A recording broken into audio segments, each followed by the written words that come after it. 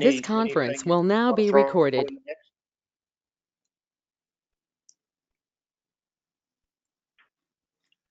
All right, so let's jump into this. So I have a lot of things stirring, and um, certainly stirred up by recent events in our country and how that relates to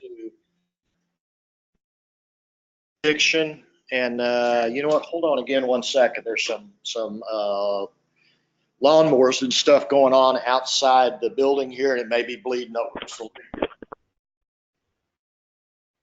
let me put my headset on, and that might clean up the sound just a little bit.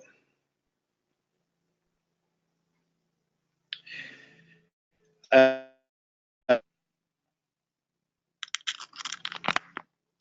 okay.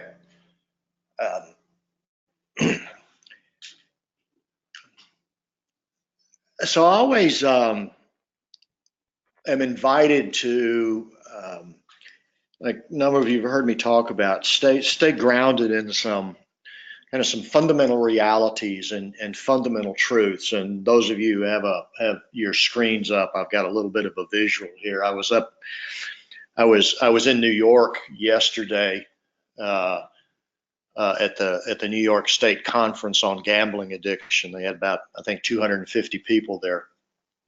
And it's interesting. I think the state of New York has allocated $5 million a year to address issues of problem gambling, which I think is along with Oregon are probably two of the more progressive states in the country. I think one of the guys I was sitting with told me that the budget for the drug and alcohol in New York was $1 billion a year, and for gambling they allocated five million, which is for a lot of us is a lot of money, but also in comparison it's not a lot. But anyway.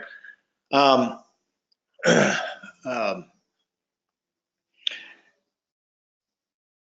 talked about was, and what I've really been focusing on, personally and professionally, is this whole notion of what it means to be present in the present, to be present in the because I mean we all know that gambling specifically is best. It's something that we do in the present moment, but we're not in the present moment. It's about what's going to happen next, what's going to happen just around the corner. And depending on the type of gambling that you're doing, that determines kind of the time frame. For example, we were talking about people who for example, buy lottery tickets, check the results. If there's a big game or a Powerball or whatever it is, I can't remember what it is out in Oregon, but Powerball or the big game, whichever one it is, people may buy a ticket on Monday and the drawing's not till Friday. And so what happens is that you get to ride the wave of that anticipation until the drawing, and whatever the drawing, that's the end of that. Of riding the wave, if you will, of that anticipation. And so, a lot of the new studies on gamblers and gambling addiction, well, the people studying this are discovering something that we've known for many, many years, and they're saying, well, this is about anticipation. Well, anticipation is I'm right here, right now, living and having feelings about that which hasn't occurred. That's what it is. And that's what gambling is. And I think it's instructive to understand gambling and use that as a lens for understanding a lot of bigger issues, both for ourselves individually, relationally, and then in the broader sense. So it got me to thinking, and a presentation that I did, and I've talked about this in Oregon, but it certainly bears repeating, is kind of to go to the end of the line, what I believe is that healing takes place in the present moment. It doesn't take place tomorrow. It takes place in the present moment. That what we're looking for in this is transfer. And I had somebody here in my office, an hour ago, and then prior to that, I was on the phone with somebody, and so this whole notion of transformation for me is a really it's a critical piece in understanding what I do, what I'm about, what I'm looking for, what I'm thinking about. And what that means is that all change is not transformation. In fact, most change is not transformation. I mean, change. I can change the screen on my computer here. I can change the chairs. We can rearrange the deck chairs on the Titanic, which is, one of the great sayings. It says, well, there's all kinds of change that can take place, but the change that takes place doesn't mean that there's some fundamental shift in consciousness, some fundamental shift in awareness, a paradigm shift, whatever the word is, that aha moment. And so what happens is that what I do in my work, I've always got an eye toward, again, and that's out in the future, looking for, waiting with some degree of expectancy, and wondering if and when this individual who I have the honor and the privilege of working with will experience something inside that is a transformative experience. That great book out of the AA literature, A New Pair of Glasses by Chuck C. I don't know if you guys have read that or you're familiar with it. If you're not, he was one of the old timers, and I think the book was written. Actually, the book was simply a collection of talks that he gave, and probably in the 1950s or something like that.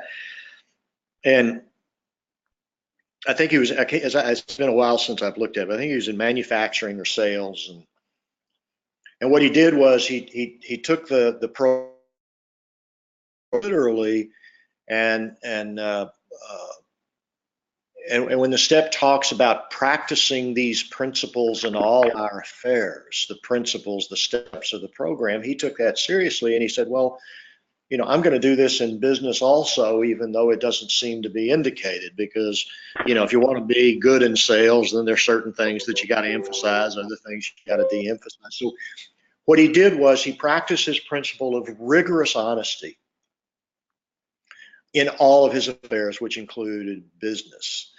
And what he discovered was that in and of itself was a transformative experience for him.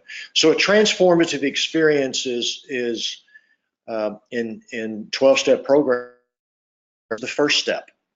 We admitted we were powerless, which is different from I acknowledge that I'm powerless, or I gave lip service, or I made an intellectual declaration that, yeah, I know I'm.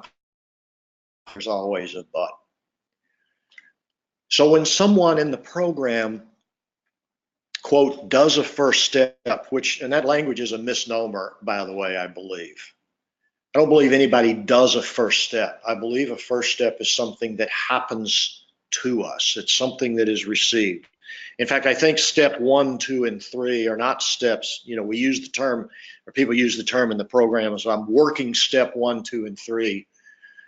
I think what that really means is that I'm plowing the field, I'm tilling the soil, I'm watering it, I'm open to something happening. But I believe step 1, 2, and 3 in the program are steps of affirmation. We admitted we were powerless over alcohol, over gambling, and our lives had become unmanageable. So that's a declaration. It's an affirmation. It's not something that I work. It's a place that I get to, or I'm carried to, or I stumble into, or I fall into whatever the language is. And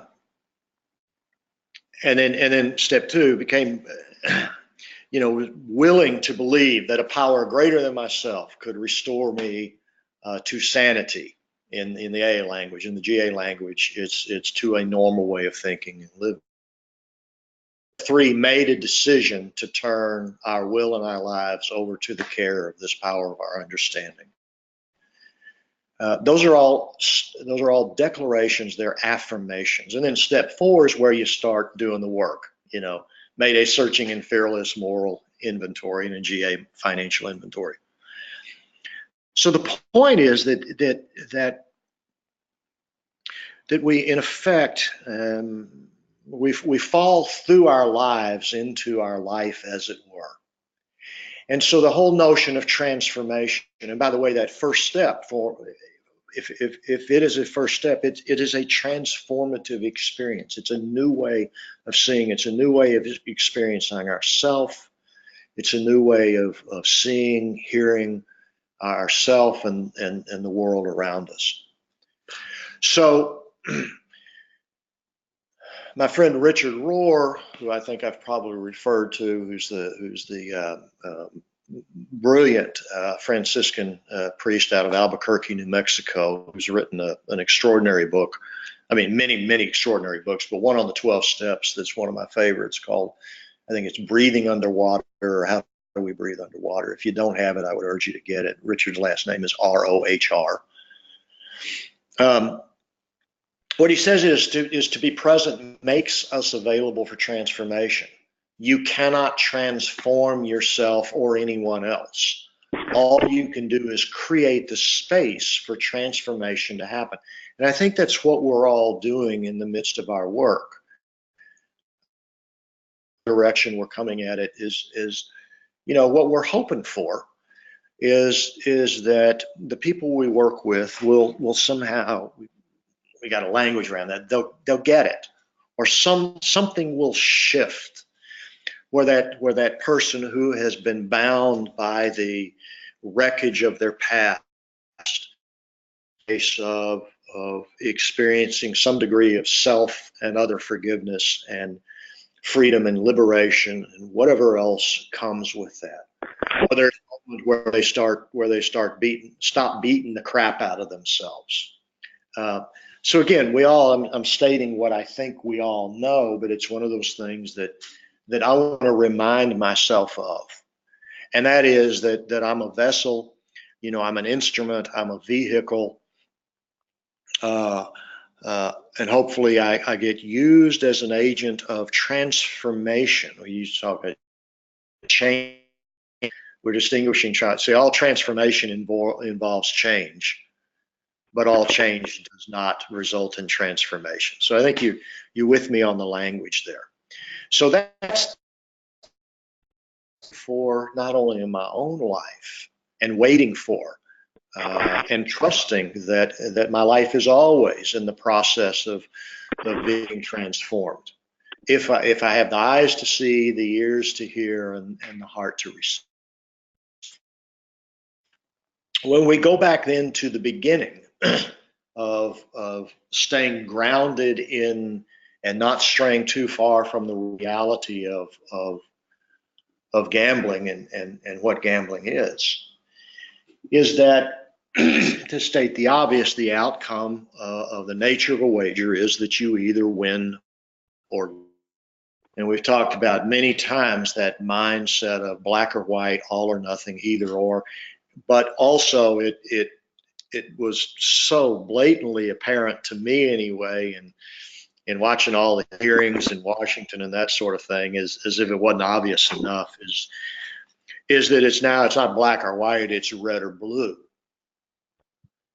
It's good guys or bad guys, and collectively we're all saying that whoever it is on the other side of whatever that divide is, they're the liars. Everybody's a liar. One that's the holder or the bearer of truth is my side, and the ones who are the same color that I am, or whatever it has to be. And polarity is certainly on full display at a macro level, but you also know that at an individual level, that plays out constantly over and over and over again with the people that we work with in our office. In fact, that's one of the very common themes. I mean, about drug addicts or alcoholics is there's this all or nothing thinking, this black or white thinking. Well, gambling takes it to a pathological extreme because, again, that's connected to the outcome of a wager. Forget the games that are a draw, or in sports betting, what's called a push, where nobody wins and nobody loses and everybody's pissed off. So the guy this morning that I'm talking to on the phone with, his pattern is, and he's a very smart, he grabs stuff. He's been in therapy for a while, so he's got a language, he's got a willingness to be aware, he's got an openness to receive. But one of his patterns is that we'll identify, okay, here's what's going on, and he'll say, yeah, that's what's going on. So what do I do about it? He's a very successful businessman in his career, and he's very good at identifying problem and solution. So what he does in his own life and in our working together is that immediately when we identify something that may be under the heading of a problem, he immediately wants to jump to, okay, what do I do about that? And we're at the point now where, where I have a few phrases that I'll say to him to invite him to interrupt his need to jump immediately into the solution. It is that he has, and again, study us, and I think you guys know this, that they say that those of us gambling addicts have an intolerance for ambiguity. All right, so go to the win-lose. That kind of makes sense. That's a logical, that's not a leap at all. That's a logical conclusion to draw, whether you do a study or not. And yet the problem with that is that the win or lose mentality is what we refer to as a dualistic mind. If you look at it historically, came out of the quote Enlightenment. It was that 400 of reason. With all its strengths and gifts, is that what happened? We began to lose a sense of the mystery of things, the mystery of ourselves as human beings, the mystery in the world. We want to explain everything. We want to make sense out of everything, and not that that's bad at all. And yet what's happened is that it does not allow for there to be any in between. Does not allow for any in between. It does not allow for ambiguity. And the irony of that is, I think that wisdom comes not at the polar opposites, but wisdom comes precisely being able to hold the tension of the opposites. There's a guy, let me see, I think I've got let me see if this is my next, I'm working with who said this. Some of you can, if you have your screens up, you can see this quote, those of you don't. So this is a guy who's college educated. He's a successful salesman for one of the tech companies here in Austin. And here's what he told me last week before he went to a wedding back up in Chicago. He said, people call me Lucky Ben because I have a system. He plays scratch off lottery tickets because I have a system that others don't, even though I still lose. Now, the even though I still lose was kind of with a quiet voice and parenthetical. But people call me Lucky Ben because what he does is he tells them about his system. And his system sounds great, except the problem is it simply doesn't work. And so what happens is that with the system, what we're doing is the second component of gambling. The system is trying to control that which is out of our control. So the outcome of a wager is outside of our control. All right, now hold that. Let's go back to the win or lose. Is that again that wisdom comes from the third way. Wisdom comes from being able to hold the opposites. And so the reason that I brought this guy up, he says, I'm a glass half full kind of guy. Now I know what he means by that. Means I'm optimistic. Well, optimism is not living in the fantasy of buying winning lottery tickets. And he's also a guy who says, I don't like sports betting because I don't like the odds, which, by the way, are 50-50. But he doesn't mind buying scratch-off tickets where the odds are maybe 20% or whatever. So it's not grounded. He's simply not grounded in the reality of the laws of probability, but it doesn't matter because he's got this system, and with his system, he's going to be able to transcend the laws of probability somehow, magically, mysteriously. And so what I'm listening for with individuals when they're sharing with me their story, what I'm listening for is the obvious and not so obvious contradictions in what it is they're talking about. Remember, with gambling, we don't have the ability to have them pee in a cup, to test for anything. Sometimes we don't have outside collateral information.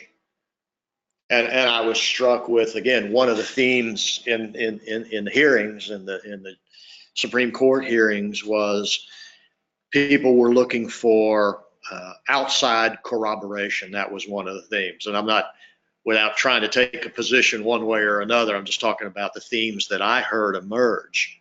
And as I was listening to that, what I was aware of, and when I listened to testimony, I listened in the way that I do with people in my office, and that is I'm listening if I don't have external corroboration, and that's very helpful to have, such as information from parents or spouses or whatever about somebody. Even though I have that, what I'm listening to more is for internal congruence. And that can be tricky because, gamblers are experts at the lie. Why? Because I believe my lies. And the more I believe my lie, the more congruent I'm going to present myself. But even in the midst of that, there is incongruence. There's contradictory statements. For example, there's a guy who I'm seeing. No, actually, I'm not seeing him this week because I was out of town. But he's not a gambler. He's a high-level attorney who's addicted to pain medication, pain pills. It's very interesting. So when he's sitting on my couch, and you all have had this experience, whatever it is that he's talking about, he has this smile plastered on his face. All right, now that's one of those, and even when he's talking about something that is not, that's not funny, that's not happy. So that's one of those obvious incongruences. And so, it's very interesting because, this is something that I do all the time when I notice those incongruences, is simply name them. So I asked him, I said, so let me ask you, I said, are you aware that when you're talking about your painful relationship with your father, which I think that's what he was talking about at the time, that you have this smile on your face? And all of a sudden he stopped, he kind of froze. So all I'm doing is verbally at that point, I'm holding up a mirror for him. At that point, he froze. The smile kind of disappeared, or it flickered. And he said, no, I wasn't aware of that. Nobody's ever said that to me before. Now, I'm not sure that I buy that. It may be that he was in a place where he could finally hear that. And then what happened, as soon as he let go of that smile, I felt a tightness at the base of my throat. So I asked him, I said, do you notice anything happening in your body? He said, no, not really. Why? Because he's disconnected. I said, well, what about at the base of your throat? He says, oh, yeah, that's really tight. And then he just burst out in tears, kind of in an uncontrollable sobbing. And that was a transformative event for him. And it wasn't it was simply that I was making some observations. I didn't engineer that. I didn't know that that's where we were going to end up. I was simply inviting him to move from disconnection to connection. And when he did that, something began to shift. And then I saw him the week after that, and the next time I saw him, when he was speaking, that smile that had been plastered on his face was not there. His presentation of himself was much more congruent. So that's a real clear example of what I mean by this holding the tension of these apparent opposites or these apparent contradictions. And so the place of wisdom, the place of transformation, is not at those polar extremes. It's somewhere in the mystery of, it's not necessarily in the middle of either. It's simply saying and inviting my glass half full guy to accept that the glass cannot be half full unless it is also what? Half empty. It is not one way or another, it is both. The one necessitates the other. So it is with gambling. You cannot have a winning side of a bet without a losing side of the bet also. And there cannot be a losing side of the bet without a winning side of the bet. Now, in the early 1990s, with the gambling expansion, and when I first started coming out to Oregon also, which was the real early night, I don't remember when it was, but the very early 1990s. When gambling began to expand outside of Atlantic City and Las Vegas, as a matter of public policy, nobody really knew what to do, or nobody knew what the implications were. And so what happened is we got polarized. Those of us who were working with problem gambling, what we were really doing was working with the consequences of the losing side of the bet. And then the entities on the winning side of the bet, which would have been the gambling industry, the states, through the lottery, or the states with compacts with casinos, or whatever it happens to be, that there was a built-in tension that we were on one side of the fence, and the gambling industry was on the other side of the fence. And the gambling industry would view us as that which they had to tolerate and at least acknowledge to enough degree in order to get the legislation passed and the expansion. And as soon as that happened, then for a lot of states, the funding began to dry up or disappear because we no longer have to sell this. And those of us, I have to acknowledge myself that in the midst of that struggle, I had difficulty acknowledging the reality that there was a winning. I mean, I would acknowledge it. I would assent to it. Yes, there is money coming in. Yes, there are jobs created. And so the reason I'm talking about this is not to stir up anything political, but just to say that this polarity, this win-lose, this us versus them, which seems to be pervasive in our country, plays out in all kinds of ways. And the reality is that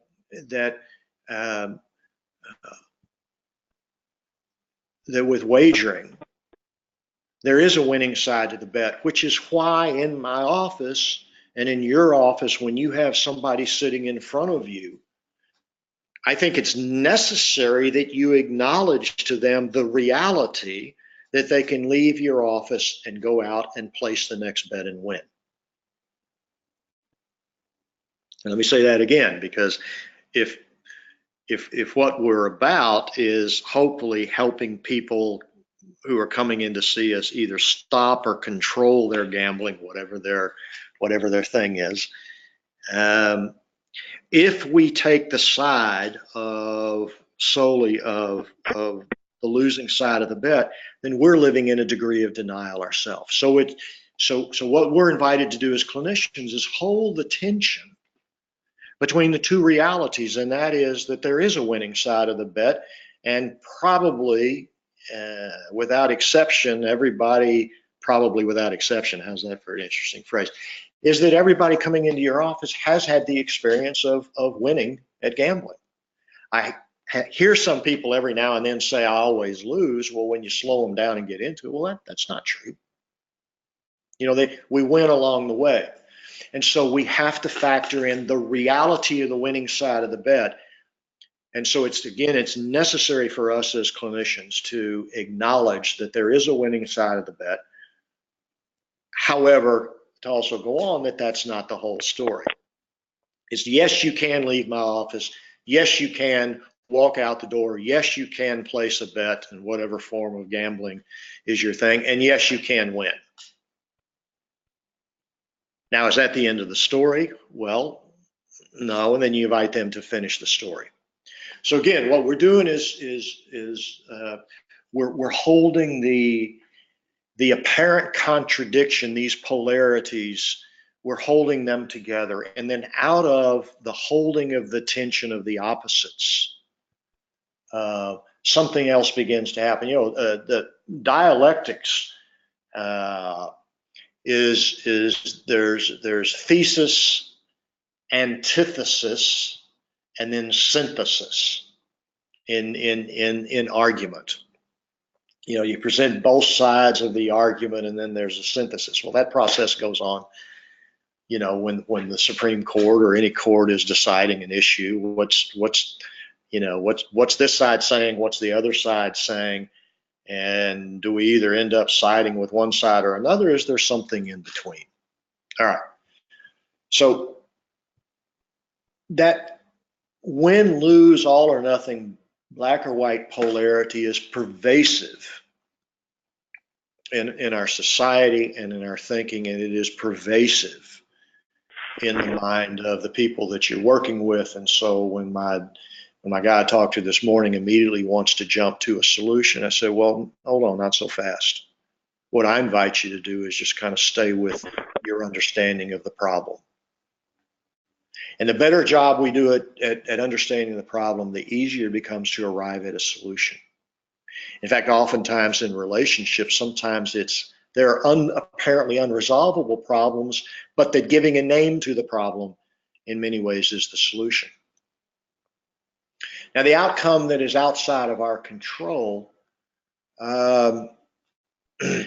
is another part of a wager. And in one way or another, I'm probably addressing this characteristic with every gambler that I work with, somehow, some way, in every session.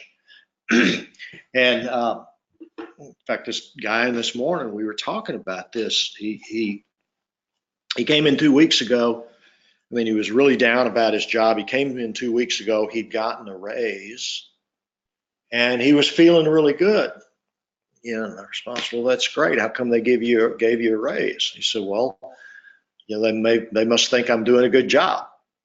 I said, well, last week when you were in here, you were all down because you were worried about your job and you were worried about what other people were saying. So what changed? He said, well, I guess nothing. I guess they just let me know I was doing a good job. So I said, well, what happened to your story about what a crappy job you were doing and how you're going to? He said, well, I guess that wasn't true. I said, really? So what we talked about is this story that he had going on in his head about himself and about other people judging him. And then that led over to a discussion about the degree. He said, he said, what I realized is that if I just get present and just focus on, what I need to be doing, then all kinds of things shift. I said, well, like what? He said, well, I'm not as worried about what other people are thinking or doing. I said, well, so if you're worried about what other people are thinking or doing, he says, well, then that kind of determines how I feel about myself. Now that we know that is classic codependence. I didn't use that word with him. What I did talk about was, where is the locus of control in your life? Where is the center of your life? Who has the authority in your life to determine who and how you are? Again, this is one of those critical themes that I think is true for all of us, but it's especially true in working with gamblers, because remember, when I place a wager, I place my bet and I sit back and I wait for something to happen that is completely, absolutely 100% out of my control. And it is the outcome of that event that is completely outside of my control that then determines what happens next. That's another way of saying that I am a victim of the outcome of a wager. Win, lose, or draw, I'm a victim of the outcome of a wager. And clearly we work with people who in fact have been victimized. And then part of our work, the long, difficult work for victims is how to separate my I am from what was done to me. Because oftentimes what was done to me becomes my I am. Hopefully that makes sense to you guys. I am not what was done to me. And that's a difficult separation for a lot of people to make. All right, so the challenge then is, with all of this, I'm giving my power away, I'm living in a state of worry, chronic state of worry. I mean, how many people do you work with who don't come in with no worries? I would say probably none. So both as a society and individually, most of us are beset by worries. Well, what's worry? Worry is another word for anxiety. What is anxiety?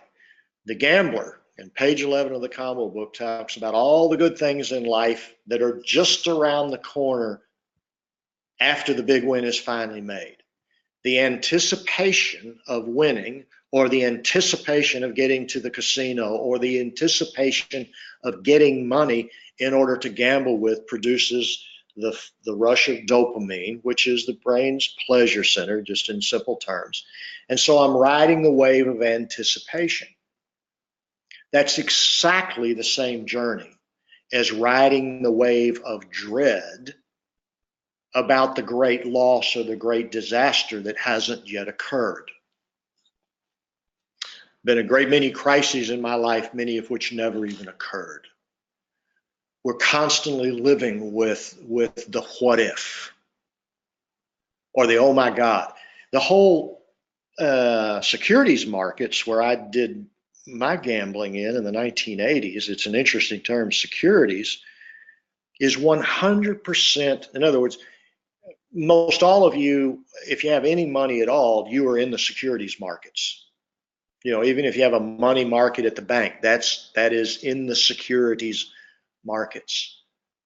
Now, the value of a stock, and most of you may know this, some of you may not, but the value of a stock, what you pay for a stock, is not what the company is actually worth today. The value of a stock is what people think it's going to be worth tomorrow. There are multiples, the PE multiples, whatever that, you pay a multiple of what the actual value is. So the present value of a stock is completely based on people's guesses or anticipation of what's going to be happening tomorrow. So the whole secure, and we're calling that secure. We're calling that securities. So to use that metaphor, what we're doing when we're living with worry or anxiety is we're trying to solve our problem of our insecurity by somehow trying to handicap or predict or to prevent something happening tomorrow. And all that does is leave us all in a crazy place. That's all it does. There's no peace there. So the only peace, the only freedom from that is in the present moment.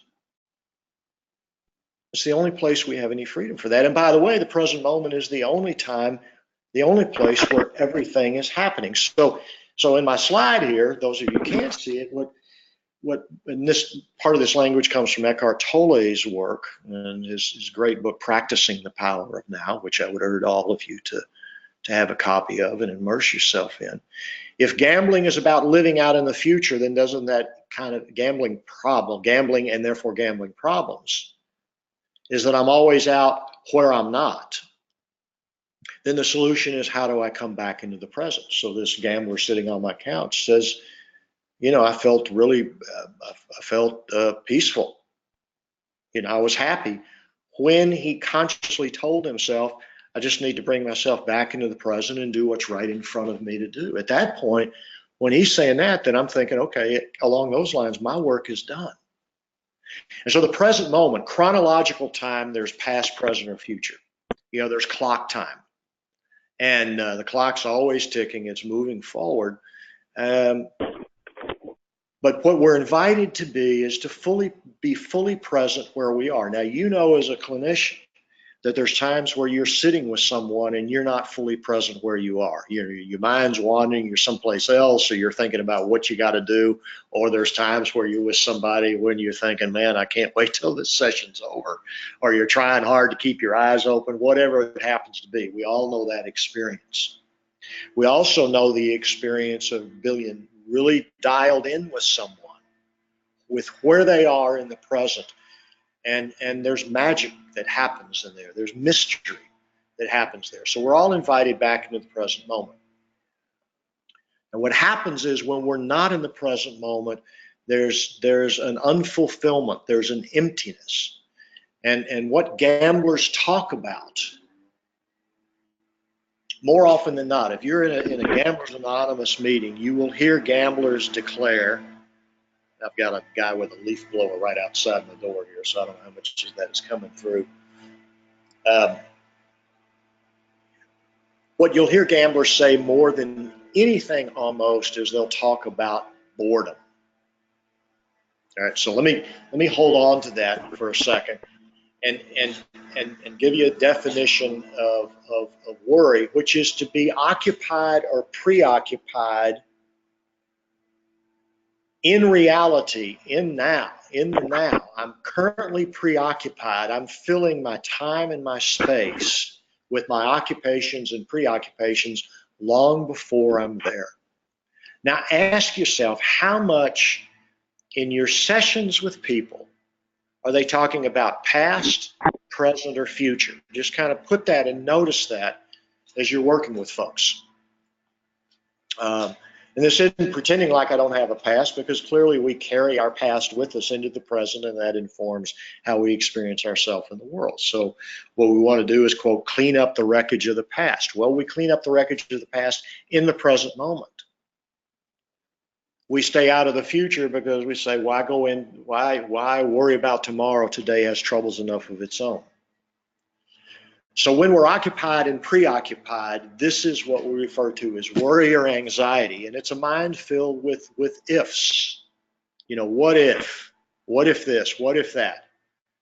So my friend Henry Nouwen says, since we're always preparing for eventualities, we seldom fully trust the moment. He goes on to say, it's no exaggeration to say that much human energy is invested in these fearful preoccupations, which we refer to as anxiety. Our individual as well as communal lives are so deeply molded by our worries about tomorrow that today can hardly be experienced. So here's what I'm sure you guys already do this, but just to heighten our awareness. Today, when you're talking with somebody and they're talking about their concerns about something that may be happening down the line, or what might happen when I get home, or what might happen at work, it's not that we dismiss that, but somehow in the middle of that, invite them to pause and say, well, let me ask you right here, right now, sitting in the chair in the room in front of me, right now, in this moment, how are you? Oh, I'm just so worried. Wait, you're worried about what? Well, I'm worried about, well, wait, is that in the present? Is that in the past, or is that in the future? And invite them out of the past, out of the future, simply into the present moment. And say, just right now, let's kind of put the past aside, put the future aside. Just for right now, how are you? It's right here, sitting in my office with me. Are you okay? If you want to get even more directive, and notice how they respond to that. What you will experience, and by the way, this is for us to do also, because we cannot lead anyone any place that we ourselves are not willing to go. Now, what happens is when we're not in the present, then there's at least three primary experience, and one I mentioned is boredom. And boredom is that we experience the present moment as empty, which is why we stay occupied and preoccupied. So Henry Nouwen says that boredom does not mean that we have nothing to do, but that we question the value of the things that we are so busy doing. So what he does is he takes boredom, which we experience as a psychological state, and he translates that into a spiritual condition. Because the fact is, the reality is, the present moment is full of all that is. Everything that's happening, we're part of whatever, if you buy into some sort of Big Bang or creation, the right reality is the universe is rapidly expanding, and we are in fact a part of that expanding universe. The problem is that we're disconnected from that reality, and our own lives are hopefully always expanding. It's expansive. And so what we do is we invite people into the present moment so they can begin to experience the fullness of life, experience meaning in the present moment. Because the antithesis of that is I'm bored, there's no meaning in my present life, and that boredom gives way to resentment, which is frozen anger. So this this hot anger that we live with somehow just gets frozen into resentment. And those of you who are, certainly grounded in AA know that the Big Book of Alcoholics talks about resentment as the big problem. Is it, the book talks about, I'm an alcoholic, but my problem is me. And so the primary focus around the fourth step is around resentments. It's about thawing out that anger, because guess what? That place of resentment is an indication that I'm living into a place of victimhood. It's about all the injustices that were done to me. It's about all the unfairness in life, all that happened to me, all the things that I can't change. And so we live in a state of frozen anger, which is the resentment. And there's also a sense that our busyness, all that we are so busy doing, has little or no meaning. And we can feel manipulated and exploited. But it's that sense of being a victim. And again, let's go back to gambling, is that when you place a wager, you are reenacting that. Because what happens next is completely 100% outside of your control. It's dependent upon whoever programmed the computer that you're playing, that is called a video poker machine or a slot machine or whatever it happens to be.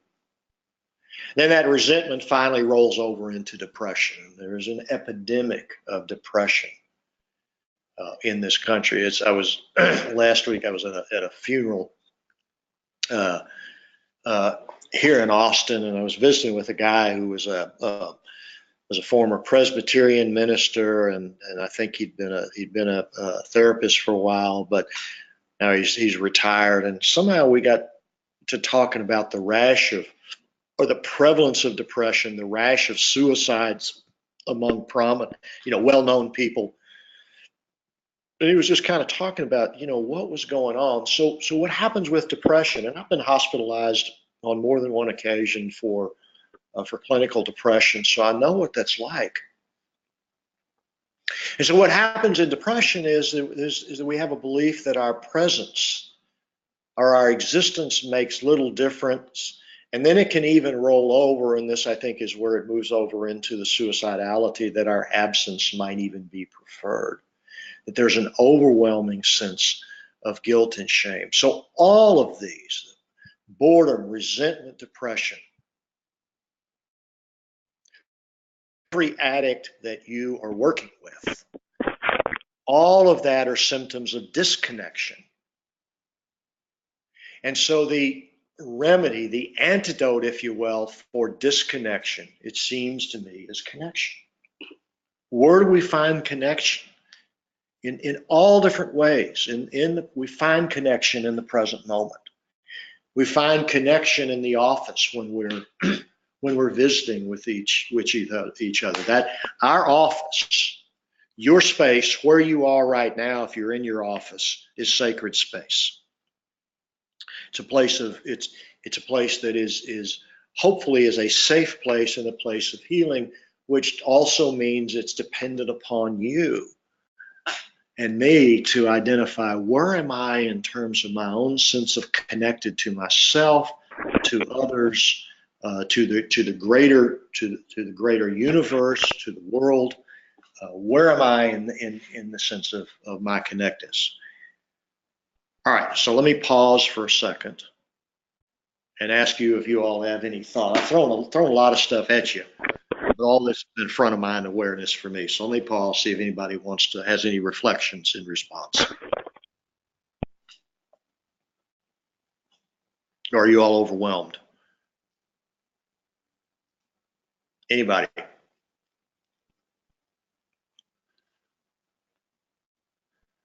Carol, you there? Chris, I wasn't able to be here till just now, so I can't comment as yet. Okay, glad you made it online. Raul, what about you?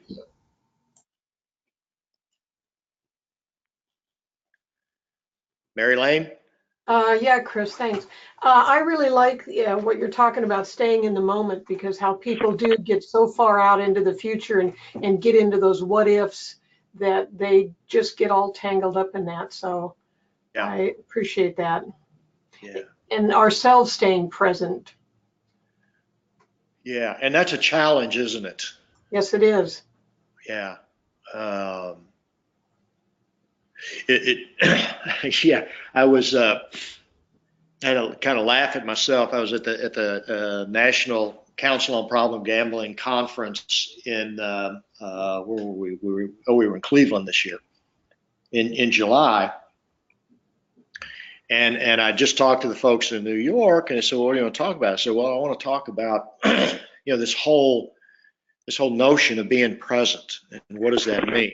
Especially with gamblers, again, because and with any addict, remember the last place that we want to be as addicts is where we are, and the last person we want to be there with is ourselves, even though we may do it in isolation. And so I'm aware. I was aware that I was sitting in a conference listening to a speaker who had spent a lot of time, effort, and energy preparing their presentation, and instead of paying attention to being present where I was busy thinking about a talk I was going to give 4 months down the line or 3 months down the line. And I had to laugh at that because I said, here I am being conscious of giving a talk on presence, and I'm not even present where I am. I'm way down the line. And so I think it's one of those things that we live in a world that is constantly inviting us away from where we are, that is filled and fulfilled with occupations and preoccupations and distractions, and even God bless our capitalist system and all the gifts for that. But part of what makes capitalism go is that to one degree or another we all have to buy into the sense that what we have is not enough or not good enough, and we need something more. It's just kind of like an addict, is whatever it is never enough. I mean, if all of us got to the place where we literally operated out of that place of, I have everything that I need, I don't need anything else, and we stop buying stuff, then I'm not sure what happens to the whole capitalist structure with that. But yeah, it's a challenge for all of us. Anybody else?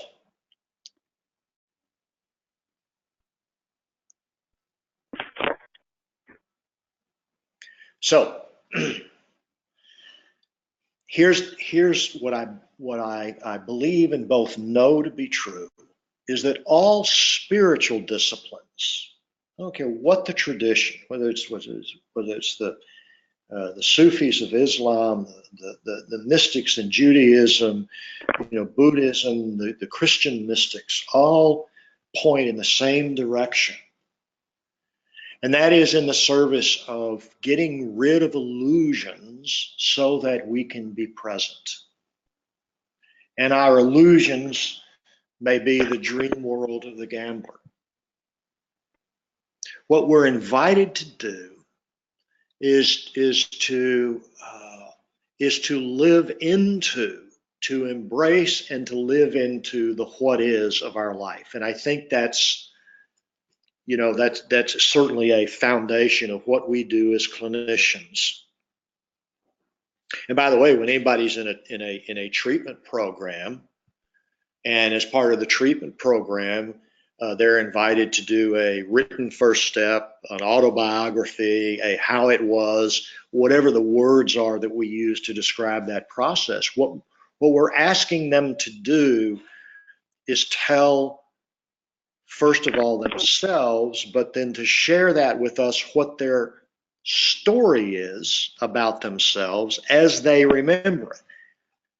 And that at that moment, interestingly enough, is the what is. Now, to complicate that a little bit, what I realized maybe 4 or 5 years ago, after almost 30 years and 25 years in recovery, is that my story is a what is, but also I realized that I'm not my story. It's just my story, and guess what? My story, as I learn things, as I talk to maybe my brother or my sister about what it was like for them growing up in our family, I learned some new things, and I learned new things about me. And so hopefully our stories about ourselves are not static, they're not carved in stone, but it's always an unfolding process. And so what we do is, in our offices, basically what we're doing is we're inviting people to tell us their story as they understand it right now, knowing that their story is both conscious and, for an addict, is mostly unconscious. And the unconscious we call denial or minimization or rational. All the defense mechanisms are in place that both protect us and prevent us from the naming of what is. And again, we saw that in dramatic ways on national television with the testimony in front of the Judiciary Committee. Someone telling their experience, telling their story, and then of course everything that followed from that. And so that's what I do. Here in this space where I'm talking to you by computer, 15 or 1,800 miles away, is that in this space, after I sign off with you guys, I've got somebody coming in, and part of my question is, and sometimes what I'll say is, okay, so what's your story? What's going on with you? And what they're going to do is tell me pieces of fragments of their life that either are more or less important. And my job is to listen to their story, but also to play back the tape recorder, to hold up a mirror, to be present as best as I can, and to use my knowledge, and hopefully I have a little bit of wisdom, and that is knowing kind of where to nudge, where to prod, where to poke, where they're saying things that they're not hearing what they're saying, to help them make connections, all in the service healing. And so if you think about it, what we all get to do in our profession is pretty extraordinary. We get to be a witness to miracles. We get to be a witness to and a part of the transformation processes that take place. And you and I both know that those aha moments, the light bulb moments, whatever we want to refer to, are always a mystery. And in my experience, they often occur not as a result of these brilliant interventions that I think that I have, but it's something that I do that maybe is just kind of off the cuff, that I haven't given a lot of thought to. Sometimes that is the most meaningful to people, something that I didn't engineer. And so in that sense, we're aware that we get to be used as vehicles. We get to be used as instruments of healing to the degree that we allow ourselves to do that. So those are my thoughts for today.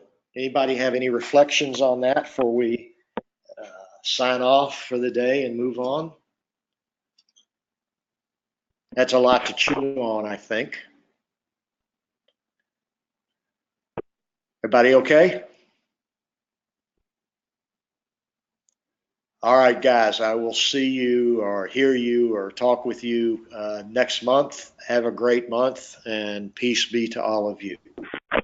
Thank you, Chris. Okay. Bye. Bye-bye.